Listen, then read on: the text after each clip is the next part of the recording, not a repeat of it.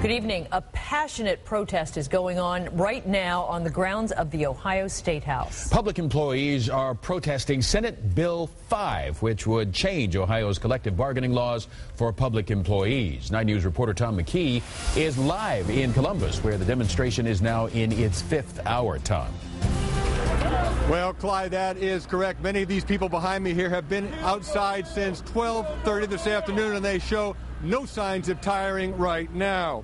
Meanwhile, a hearing on Senate Bill 5 has just gotten underway on the second floor of the State House. The bottom line is whether this is union busting or a state simply trying to close an $8 billion deficit. Emotions here are running high on both sides. Kill the bill! Kill the bill! This is for everybody, and it's standing up to being an American. Hey! Ho! Middle class will no longer exist if this goes through. Thousands flocked to the Ohio Statehouse Tuesday to protest Senate Bill 5. The crowd included dozens of United Auto Workers from Local 647 who work at GE Aviation in Evendale. They fear the legislation will lower wages for union and non-union workers alike.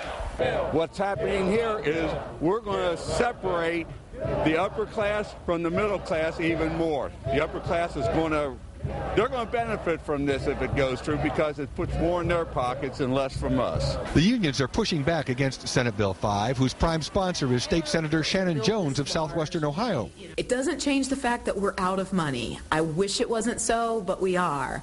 And the taxpayers have been very clear about the fact that they don't want to continue to give more money. Protesters say they've earned the right to bargain. Supporters counter what was good for municipal managers 30 years ago no longer applies.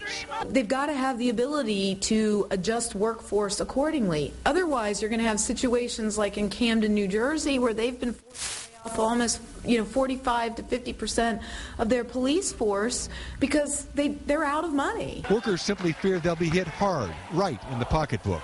We're looking at possibly downsizing. I called Senator the other day and said, are you going to buy my house? Because I no longer will be able to afford my house without having my state job and my wages.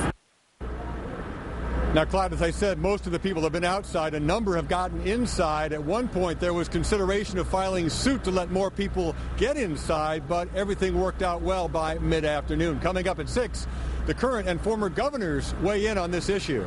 All right, Tom McKee reporting live from Columbus. Let's talk a little bit now about some of the particulars. Senate Bill 5 would eliminate collective bargaining for state workers. The Republican-backed measure would also restrict negotiations for teachers, firefighters, police, and university employees. It would set up a merit-based pay system, and police and firefighters who cannot strike would lose binding arbitration. The bill would also require workers to pay at least 20% of health insurance premiums.